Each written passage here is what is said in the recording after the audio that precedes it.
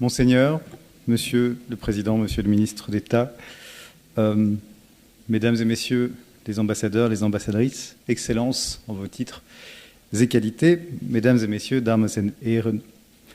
Bien sûr, je voudrais d'abord remercier les organisateurs, la Fondation Arambert et les deux académies royales pour l'organisation de cette manifestation, pour le choix de son thème également si important et surtout, oserais-je dire, de lui donner un petit peu de temps cet après-midi pour se pencher sur un enjeu aussi important que l'interculturalité en Europe.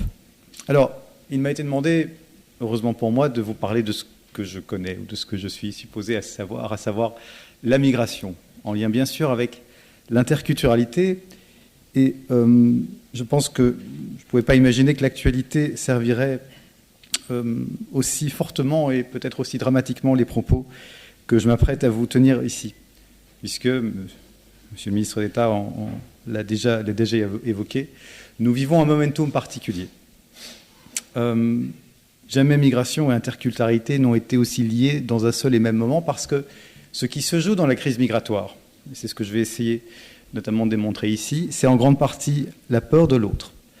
La peur que nos racines culturelles, la peur que les fondements des sociétés sur lesquelles nous sommes bâtis puissent être remis en cause par un flux migratoire trop important. C'est rarement dit de cette manière-là, mais de manière sous-jacente, c'est bien de cette peur-là qu'il s'agit. Je vais essayer de montrer en quoi cette peur est en très grande partie irrationnelle, en tout cas sur des motifs démographiques, et en quoi elle est tout de même rationnelle, mais sur des questions plus anthropologiques et philosophiques, mais que de toute façon, cette crise migratoire est plutôt une occasion, comme le sont toutes les crises finalement, d'avancer sur l'interculturalité.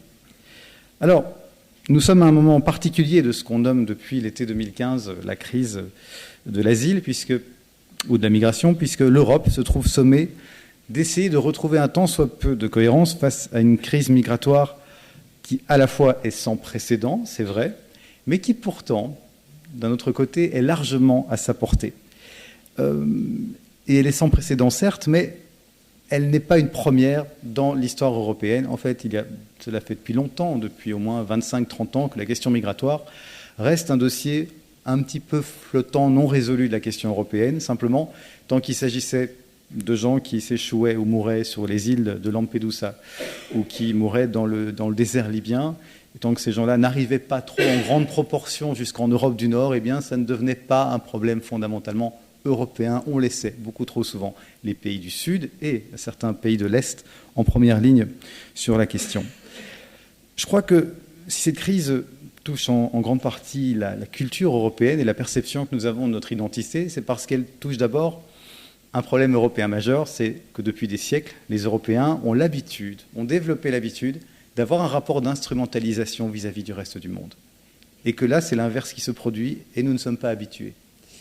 Je veux dire par là que nous avons, durant des siècles, imposé un grand nombre de langues, imposé un grand nombre de frontières. Une partie de ces frontières ne tiennent plus et constituent une partie de l'explication de ce qui nous arrive. Je pense par exemple à la frontière entre la Syrie et l'Irak, qui est une invention franco-britannique des colonies.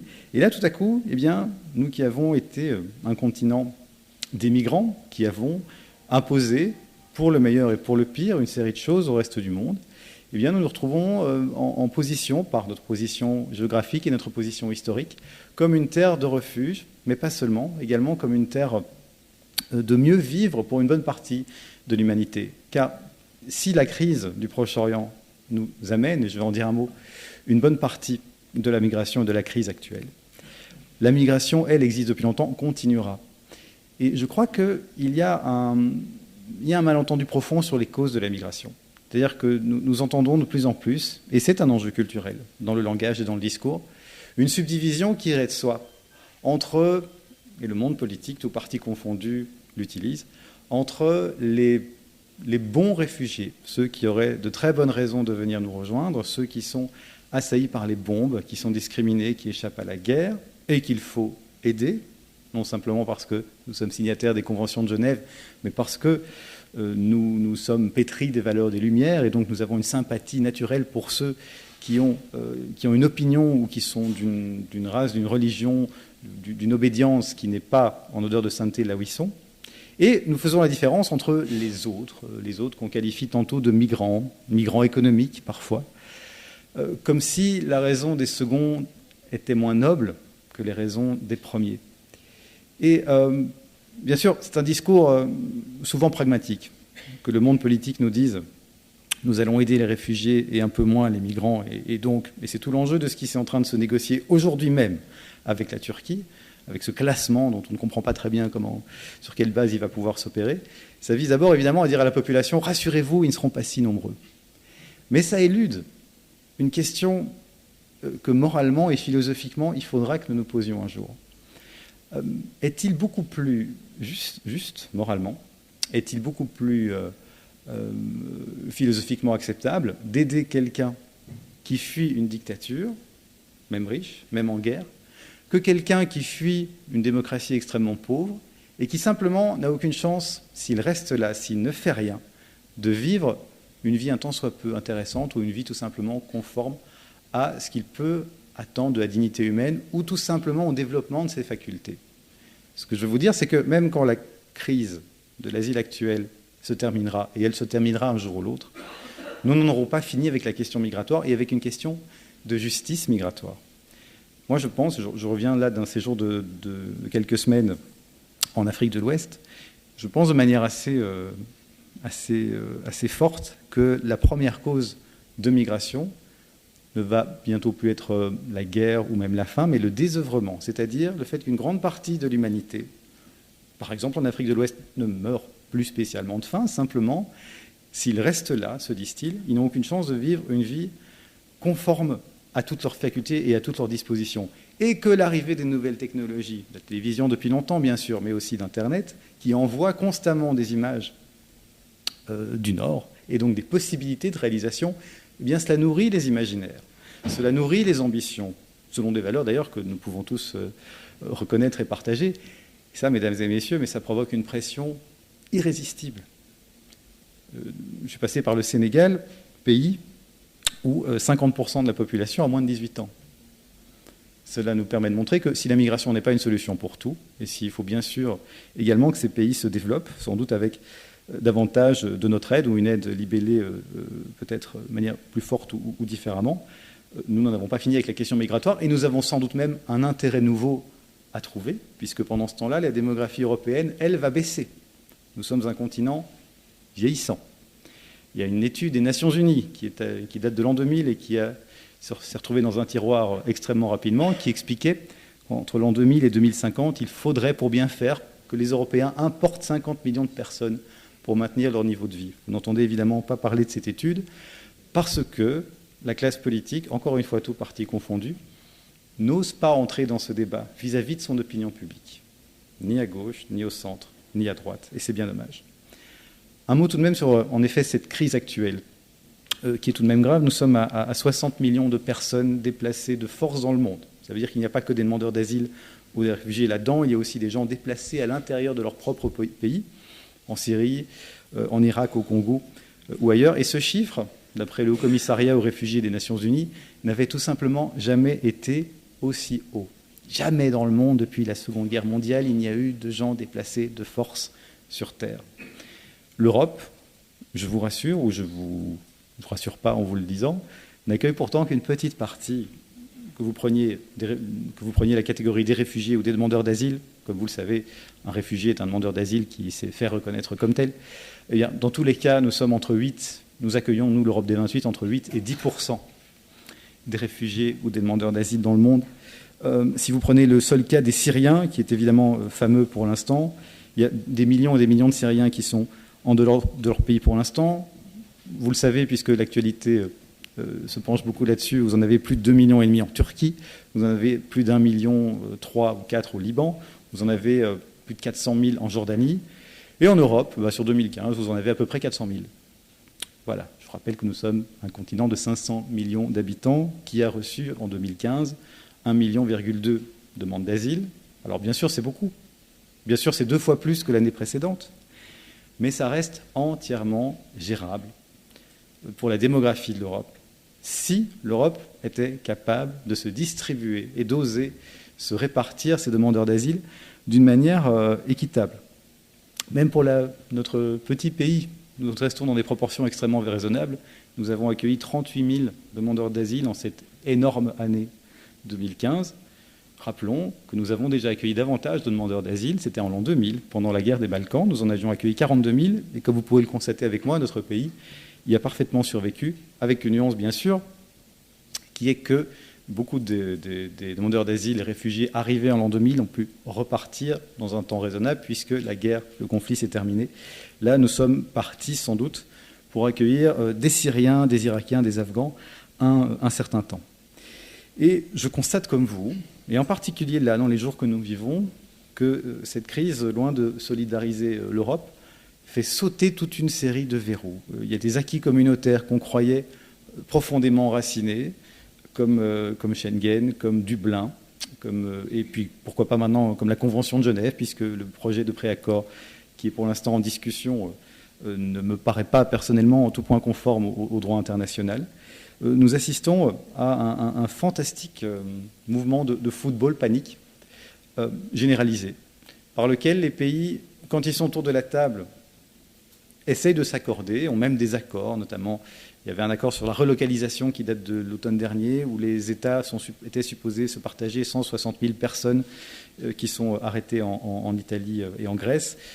Ces accords n'arrivent pas à être appliqués, donc les pays non seulement n'appliquent pas, ou ne parviennent pas à appliquer les accords entre eux, mais en plus, dans le même temps, ils se font tout pour se rendre le moins désirable possible. Chaque pays, d'une manière ou d'une autre, tente d'envoyer un message comme quoi, oui, bien sûr, il y a le droit d'asile, mais enfin, si vous pouviez plutôt aller voir chez notre voisin, ce serait bien. C'est ce que fait le Danemark en votant à une majorité parlementaire la confiscation des biens des demandeurs d'asile. C'est ce que font un certain nombre de pays en prenant d'autres mesures pour se rendre le moins désirable possible. C'est ce que font les Français lorsqu'ils démantèlent la jungle de Calais, mais sans prévoir de solution, et donc en condamnant ces gens qui ne veulent simplement aller en Angleterre à essayer de trouver d'autres voies. Et tout cela a un nom, qui est la peur de l'appel d'air. En néerlandais, on dit aanzuchteffect. C'est-à-dire ce postulat, qui n'est pas faux, mais qui provoque qui a des réactions vraiment déplorables, selon lequel il existerait un gigantesque marché de la migration, et que c'est de l'intérêt des pays de se rendre le moins désirable possible.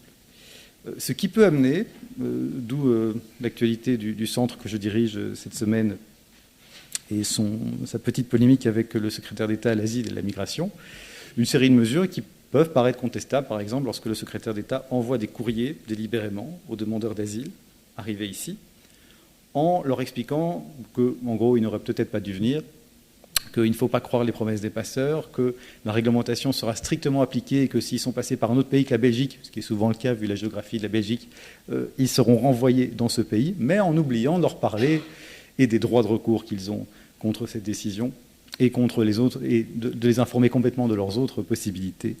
Donc, d'une manière parfois douteuse, nous n'arrivons pas à dépasser entre nous le fait de nous rendre les moins désirables possibles par peur de l'appel d'air. Au fond, la crainte généralisée est que si nous accueillons ces demandeurs d'asile un peu trop bien, un peu trop confortablement, nous allons alimenter une pompe qui en fera venir d'autres et d'autres. Alors, je ne dis pas que cette peur est complètement sans fondement et que l'appel d'air est un mythe. Je dis deux choses. D'abord que cette peur de l'appel d'air n'existerait pas si des voies légales et sûres existaient. Si nous avons une migration irrégulière aussi forte, si nous avons 3500 morts en 2014 et 3500 morts en 2015 en Méditerranée, si nous avons 2 petits Aylan, ce petit enfant noyé par jour, c'est d'abord parce que ces gens-là n'ont pas d'autre moyen que de payer des passeurs plusieurs milliers d'euros pour arriver jusqu'à un pays membre de l'Union pour y introduire une demande d'asile parce qu'ils ne peuvent pas le faire de l'extérieur. Et deuxièmement, contre l'appel d'air, je pense qu'il faut dire que quelles que soient les raisons qui ont poussé des gens à arriver ici, même des fausses promesses, même le fait que peut-être ils ne répondent pas tout à fait aux critères de la Convention de Genève, le droit d'asile, la protection internationale impose une chose simple, c'est que vous êtes présumé réfugié jusqu'à ce que l'État d'accueil ait et vérifier si tel était le cas. Et que vous avez droit à un accueil plein et complet, et que c'est ça aussi. L'identité européenne, ce sont les normes et valeurs communes que nous partageons. Et ça fait partie de notre bagage profond et commun. Et donc, sans doute que l'aventure européenne et son avenir se jouent quelque part dans la mer Égée, beaucoup plus que dans la Manche et ailleurs. Avec d'ailleurs, et on l'évoquait tout à l'heure, Excellence, Monseigneur, Monsieur le Duc, un schisme intéressant et problématique entre Europe de l'Est et Europe de l'Ouest. C'est intéressant au fond que depuis quelques semaines, depuis quelques mois, on se remette à parler d'Europe de l'Est. Ce n'était plus le cas depuis 1989. Parce que non seulement l'Europe est divisée, mais il y a clairement un schisme entre une série de pays à l'Est qui sont particulièrement rétifs. Qu'il s'agisse des pays qui reçoivent par définition géographique une bonne partie de la migration comme la Hongrie, mais qu'il s'agisse aussi d'Europe beaucoup plus au nord comme la Pologne, qui ne se bouscule pas pour accueillir leur juste part de demandeurs d'asile, il y a un vrai schisme Est-Ouest, alors qu'il y a beaucoup d'explications. Si le secrétaire perpétuel était là, il nous expliquerait qu'en grande partie, ces pays que sont la Bulgarie, la Hongrie, une série d'autres, se sont par identité culturelle construits contre l'envahisseur ottoman, ont construit leur pays sur le rejet, sur le fait de repousser, et comme Hervé Asquin l'expliquait, c'est allé jusqu'en 14-18, c'est tout de même relativement récent, que ça compte beaucoup dans l'identité d'un certain nombre de pays. Mais qu'en plus, le rideau de fer est passé par là. Le rideau de fer, depuis la fin des années 40, a coupé l'Europe en deux et a empêché l'Europe de l'Est de connaître deux phénomènes migratoires que l'Ouest a connus et qui font que peut-être sa perception de la migration est un petit peu différente. C'est d'une part une véritable ouverture à la migration de l'asile. Les Européens de l'Ouest ont accueilli les Hongrois en 1956, les réfugiés de gauche sous Pinochet, les boat people vietnamiens, les réfugiés des Balkans, les réfugiés venant du bloc de l'Est, évidemment, et toute une série d'autres gens. Et des Européens ont aussi organisé une migration économique, franche, massive, bilatérale, pour prendre l'exemple de la Belgique bien connue, et ces conventions bilatérales avec l'Italie, le Maroc, la Turquie, l'Espagne, la Grèce, migration de travail qui a duré pendant toutes les 30 Glorieuses, qui ne s'est arrêtée brutalement qu'en 1974, au choc pétrolier, et qui a construit une série de nos pays, ce que l'Est n'a pas connu. Et donc le rapport à la question interculturelle est encore plus fort. Quand vous parlez en off, comme on dit, à certains représentants de pays de l'Est, ils vous disent, écoutez, le problème, ce n'est pas vraiment la migration, le problème, c'est qu'on ne veut pas avoir des banlieues à la française ou avoir certains quartiers de vos capitales dans 20 ou 30 ans. Voilà la peur qui joue. Et donc, parler d'interculturalité et de migration, pour avancer plus philosophiquement sur le sujet, même si le mot peut paraître grand, c'est questionner quelque chose d'étrange et qui peut-être génère pour beaucoup notre peur du migrant. C'est que nous sommes à la fois tous des migrants et tous des sédentaires, et que nous devons arriver à jongler avec cette étrange identité. Moi, je pense qu'il y a une sorte de complexe du sédentaire vis-à-vis du migrant. D'abord parce que le migrant, qu'il vienne par désœuvrement ou pour fuir la guerre, c'est quelqu'un qui ose quelque chose, c'est quelqu'un qui ose une transgression.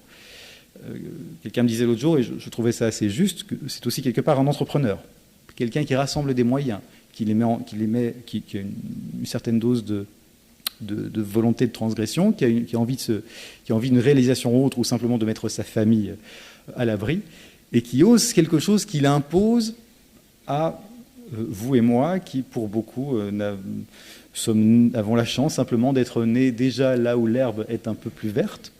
N'avions pas songé spécialement qu'il faudrait un jour le partager, et tirons un curieux droit d'antériorité naturelle, comme si simplement la distribution des cartes et la chance qui nous fait naître du côté le plus vert de la prairie était une donnée qui ne devait jamais être corrigée. Je prends souvent cette petite histoire pour illustrer ce que je veux dire. Quand vous avez deux enfants dans une plaine de jeux et qu'il y a une seule balançoire, que le premier enfant s'empare de la balançoire, s'assied dessus, le deuxième enfant arrive, 9 fois sur 10, le premier va dire au deuxième « j'étais là le premier ». Alors au fond, quel très étrange argument. Et qu'il est étrange surtout que, comme adultes, nous ayons autant de mal à trouver mieux. Il y a un refoulement du migrant que nous sommes, pourtant, vous le savez, nous venons tous d'une seule et même race humaine, qui est sortie d'Afrique entre moins 60 et moins 40 000 ans, qui a essaimé à peu près partout sur le globe en plusieurs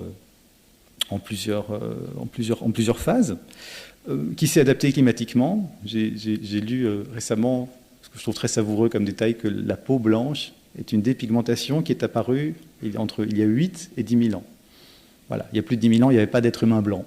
C'est une apparition, c'est une décoloration qui est apparue sur un groupe d'êtres humains qui est allé très au nord. C'est quand même intéressant de rappeler, à l'époque où certains veulent essayer d'en refaire une race. Simplement, et je crois que la migration ravive cela, nous ne nous rendons pas compte de tous ces changements qui sont constants. Nous avons des durées de vie malheureusement très brèves, et quand nous arrivons, nous nous focalisons et nous nous attachons d'une manière parfois beaucoup trop forte et disproportionnée, être humain fini et mortel que nous sommes, à des caractéristiques qui pourtant ne durent pas. La peau blanche qui est la mienne, et la vôtre pour une grande partie d'entre vous, n'existait pas il y a 10 000 ans, peut-être n'existera plus il y a 10 000 ans. La langue française ou la langue néerlandaise ou la langue anglaise que nous parlons n'étaient pas les mêmes il y a 500, 800 000 ans et n'auront peut-être pas la même existence ou auront peut-être disparu, certainement un jour d'ailleurs, puisque de toute façon tout disparaîtra un jour. Il en est de même pour les religions, il en est de même pour les cultures. Et notre erreur, c'est peut-être de les prendre comme des blocs homogènes, en oubliant ce que Héraclite d'Éphèse nous disait en moins 600 avant Jésus-Christ. On ne se baigne jamais 2 fois dans le même fleuve. C'était remarquable comme pensée et comme intuition à une époque où pourtant les Grecs et les anciens de manière générale voyaient tout en mode fixe, en mode éternel, en mode homogène. Lui, il avait cette intuition que, bah oui, forcément, même si on se baigne 2 fois dans le même fleuve, c'est déjà plus la même eau puisqu'elle passe, elle coule. Tout est contingent, tout est fragile. Et je crois que dans la peur du migrant ou de l'étranger, il y a ce rappel-là. Et c'est ça qui est si dur à surmonter. Il y a ce rappel que, au fond, tout n'est que contingent et que, même si je n'aime pas le mot, d'une manière ou d'une autre, même s'il n'y a personne aux commandes, il y a une sorte de compétition de culture en termes de plaques tectoniques. Il y a des cultures dont on ne parle pas parce qu'elles ont disparu de l'histoire de l'humanité et qu'elles n'ont peut-être pas laissé de passage. Et que tout ce que nous prenons comme éternel, comme sûr, comme certain, est le fruit d'une sorte de victoire. Parlons des Français, par exemple. La France, tout de même. Voilà un pays qui doit son nom à un envahisseur, les Francs, et qui doit sa religion à une importation romaine amenée de l'extérieur. Mais vous pouvez trouver sans problème, notamment dans le spectre politique, des gens qui vous parlent de la France éternelle, comme si elle s'était toujours appelée France, comme si elle avait été toujours chrétienne. Et ces pensées-là, elles ne sont pas simples à assimiler, parce que moi je crois que physiologiquement, peut-être même anthropologiquement, nous sommes fragiles, nous le savons, et donc nous surinvestissons dans ce qui nous paraît nécessaire, dans ce qui va dépasser nos vies, dans ce qui va nous donner une existence au-delà de notre existence brève ici sur Terre. Et ça nous éloigne de cette dure réalité qui est que toute velléité d'homogénéité est une illusion. Et que donc, oui, il y a une compétition entre cultures, mais ce n'est pas pour ça qu'elles sont obligées de s'annihiler ou de s'exterminer les unes les autres. Elles s'interpénètrent, elles s'interculturalisent, si j'ose dire, en permanence. Et ce n'est que parce que nous arrivons à un moment donné de l'histoire que nous prenons un élément comme un tout, comme quelque chose d'homogène, en oubliant qu'il est déjà le fruit d'un certain nombre de métissages, comme la culture judéo-chrétienne baignée de lumière, qui est la nôtre par exemple aujourd'hui, est le fruit d'un métissage.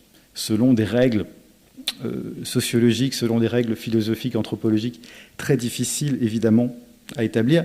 Voilà pourquoi je vous disais tout à l'heure que la peur qu'incarne le migrant malgré lui, c'est-à-dire cette peur du changement et ce rappel du changement, et ce rappel que nous sommes quelque part chanceux de naître là où nous sommes nés et d'avoir une culture simple à assimiler, puisque nous avons cette illusion qu'elle a toujours été là. Eh bien, voilà pourquoi ce rappel est difficile et est incarné par le migrant. Alors, pour ne pas simplement être dans le constat et lancer quelques pistes pour terminer, je pense que ce qui nous attend, Et Marie-Claire Faubletz, qui a dirigé un dialogue sur l'interculturalité, pourra, j'imagine, en parler bien mieux que moi. J'aurais envie de me défausser en disant que tout est question d'éducation. Je sais que ça semble facile. Mais je ne parle pas simplement d'éducation dans le caractère scolaire, dans le sens scolaire du terme. J'ai un ami abbé, Éric de Beuclard. Moi, je suis tradition ULBiste, lui est de l'autre camp, dit-on parfois rapidement. Nous sommes fortement amis, nous échangeons beaucoup. Et il a une formule que j'adore, genre de formule que j'aurais bien voulu pouvoir trouver, que lui a trouvé à ma place. Mais du coup, je la lui vole à chaque fois.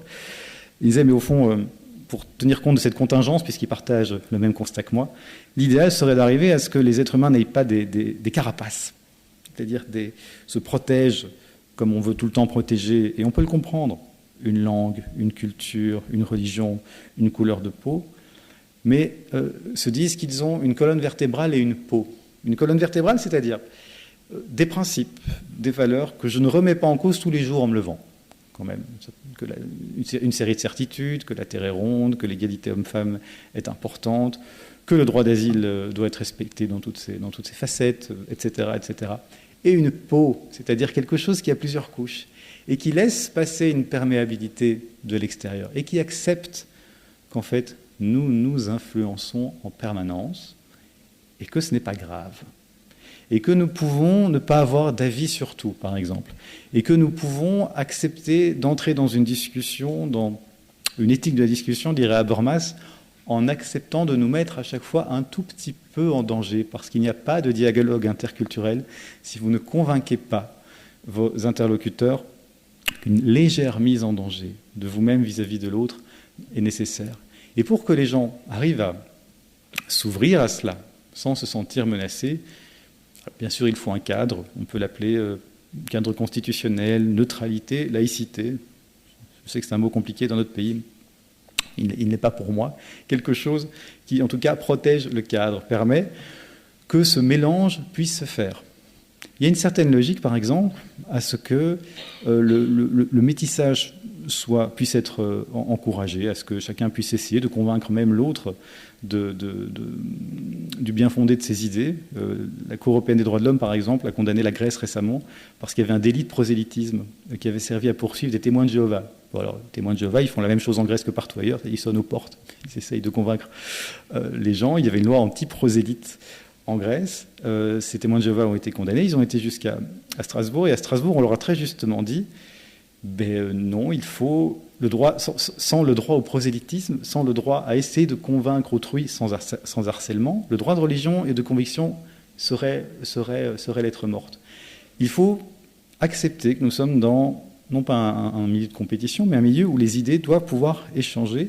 Et c'est au nom de cette même logique qu'il paraît également raisonnable d'interdire un certain nombre de choses. Je pense au voile intégral. Pourquoi ? Et Strasbourg a validé une interdiction prise en France pour la même raison, pour la seule raison du vivre ensemble d'ailleurs, en disant l'argument des plaignants d'ailleurs sur l'égalité entre hommes et femmes, sur la dignité de la femme, sur la sécurité ne sont pas relevants en termes de droits humains.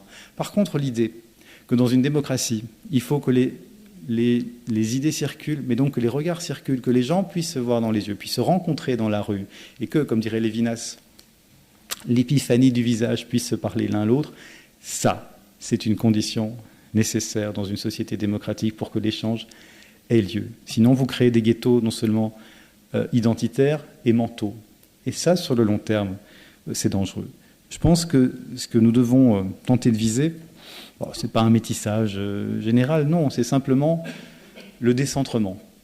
L'idée que chacun soit éduqué, enfant, adulte, à l'idée de pouvoir se mettre à la place de l'autre. C'est dit de manière peut-être un peu rapide, voire naïve, enfantine de ma part, mais c'est aussi simple que cela. Mais c'est beaucoup plus difficile à mettre en œuvre qu'on ne le croit.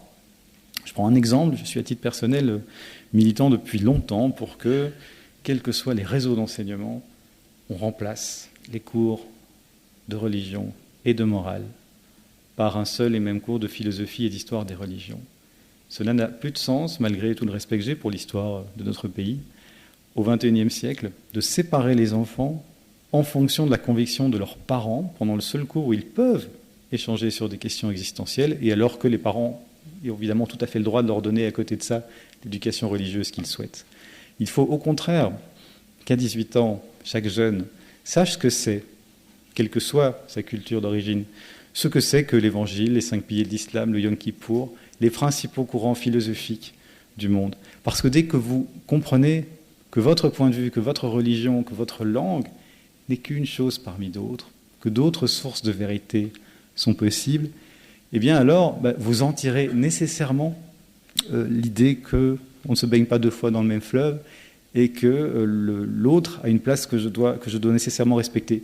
Les radicaux dont nous parlons, qu'il s'agisse de djihadistes, qu'il s'agisse de tous les radicaux du monde, d'extrême gauche, d'extrême droite ou de n'importe quelle idéologie poussée à l'extrême, sont des gens qui pensent, qui sont arrêtés de penser sur une idée simple, qui est que oui, on peut bel et bien se baigner 2 fois dans le même fleuve. Je peux transformer le monde et l'univers tel que me le donne stricto sensu un livre sacré ou le livre d'un prophète de génie.